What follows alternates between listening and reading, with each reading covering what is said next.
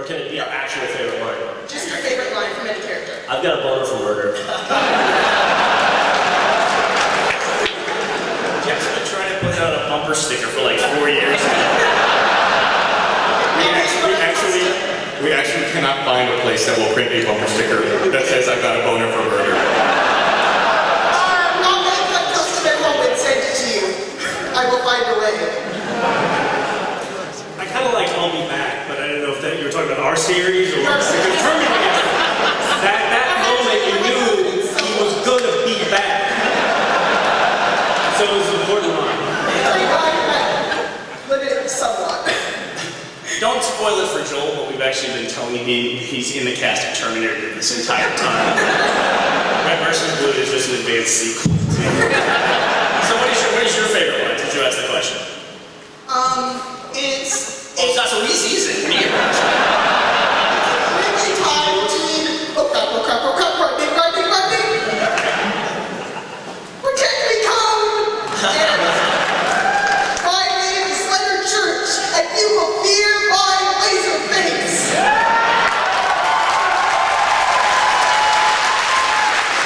I just realized something. The answer I gave should have been a quote that we have on a shirt that we're selling at the exhibit hall. So that's my favorite one. You shall feel my laser face. Buy it now, just buy something you want. You know, this would probably be an appropriate time to bring this up after your wonderful performance by that. We are partnering with the Alamo Draft House. If you listen to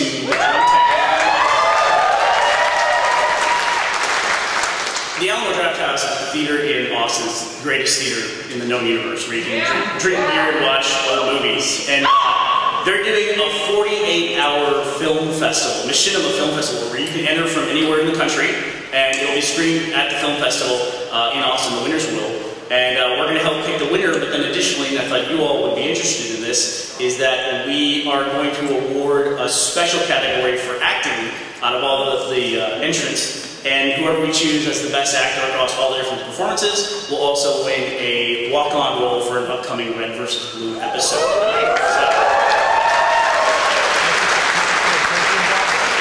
and we have pamphlets about it, but I thought you guys would be interested about it, so come by the booth and just pick up one of the pamphlets and you can enter.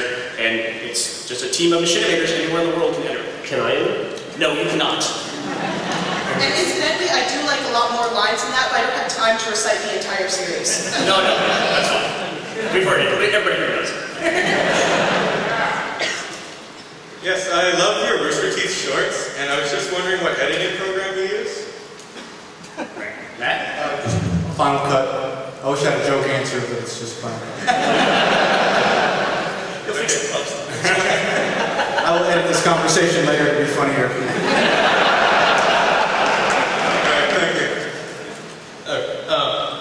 I was just curious if there was any jokes for this latest season that were like the Froman gag, like you really wanted to do it but you just couldn't. You say no with The Froman gag from season 3, you know, the Camp Froman, you want to have a little guy there. Anything like that? There wasn't anything that we didn't do, and I'll say that the dock in the wall was a big debate for a long time that we almost didn't do. Yeah. We got very close to not doing it because it seemed like it was going to be way too hard. Right. Why would you spoilers? Oh, right. Yeah, who's going to dock in the wall was going to be a bigger part of the season. Like they were going to, in battles, were going to hide behind him and things for cover. Well, he's the wall getting shot, essentially. But there was a running gag of having Doc stuck in carbonite, essentially, that made Monty's life much, much harder. No, we did cut, though. We cut probably my favorite Caboose line of all time in the Tex fight scene in episode 10. Caboose is up in that booth and he's controlling the stuff dropping from the ceiling. But we kept cutting back to him talking to Sheila, and it just slowed down the entire scene. He had a line in there where he was just tapping the buttons randomly, and he had a line. Joel, do you remember the line? It's funny that you bring this up because it's like that line is inspired by Jeff. Jeff should deliver this line. This is something Jeff's been doing in the office for years, right? That's a fantastic deflection. Unfortunately, I had no idea what either of you I am making a better knife through a computer. Yes. That's why it's beep bop boop boop. I am building a better future through computing. And so I always regret that line and make. I say it's on the DVD somewhere. Oh. Yeah. So that didn't make it. Hi guys, I've been a fan for a long time, and I was at PAX East and saw the guy that brought you Heineken, and I'm sorry I didn't. I was planning to, but never got to the convenience store, so I'm sorry. Everyone has excuses. I'll just go now. A lot of my favorite characters were Church and Griff and Tucker. A lot of the Blues and Griff, obviously. Why are you saying this in the past tense, sir? Well, Church is still my top favorite character, but Here it comes. you guys introduced Washington, and Washington's character is really one of the best characters you guys introduced in a long time. And I was just wondering what the thought process was on making him a giant dick. Well, the actor that plays him is kind of a dick. A bigger dick. He's actually one of the only funny ones in the group. I mean, he's an improv actor. That's what he does for a living. And he can't come to PAX because he's got an improv festival. Did you just insult everybody? Pretty much, yeah. But, I mean, classically trained as being funny. But we had to have a character who started off as the hero and then had to make a conversion to a villain. And so that's why he had to be believable. And especially when we have a serial thing where things change so fast in Red vs. Blue, we had to have a moment, especially like the end of Recreation where he shoots Donut, where you believe it's not just a fake out or something like that, that he's just not playing a part, that he really is a bad guy. Or if he's faking out, he's super committed to it. So that's why we had to make him a complete and total dick. Oh, thanks. It's been 19 episodes with the Reds. Wouldn't you be kind of an asshole at the end?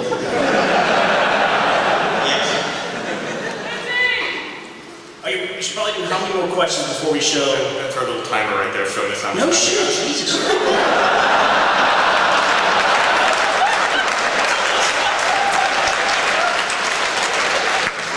We can time it exactly.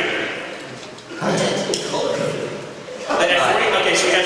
What happens when the red light goes off on top? You don't want to be sitting here when the red light goes off. There's like an ejector seat that shoots you out. When the timer gets down to a minute, George Clooney comes busting through those doors. Okay, we got time for 2 more minutes of questions, whatever the hell that means. Alright, I really like the drum tape podcast, but I really enjoy the episodes where it's actually a drum tape, where everyone's drunk. What are you trying to say, sir? It adds a little special something to the podcast. The tank requires a lot of fuel. Speaking of which, time to get tanked. They entertained me while I was on a flight from Austin here, so We'll do our best. It's just hard to get fueled up that early in the morning. It's really difficult. We recorded at like 9 a.m. on a Wednesday, so sometimes we're still drunk, but yes. So this is less of a question and more of a statement.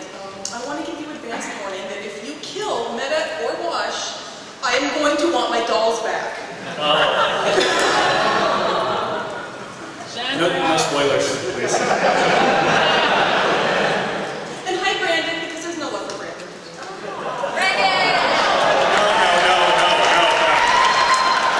No. Don't encourage him. I spend 8 hours a day trying to break this man's spirit. So this Likes is you. Hey, why don't you come here and show off Brandon 2.0? This is a question for Gus. Seeing as you play such an amazing woman in body,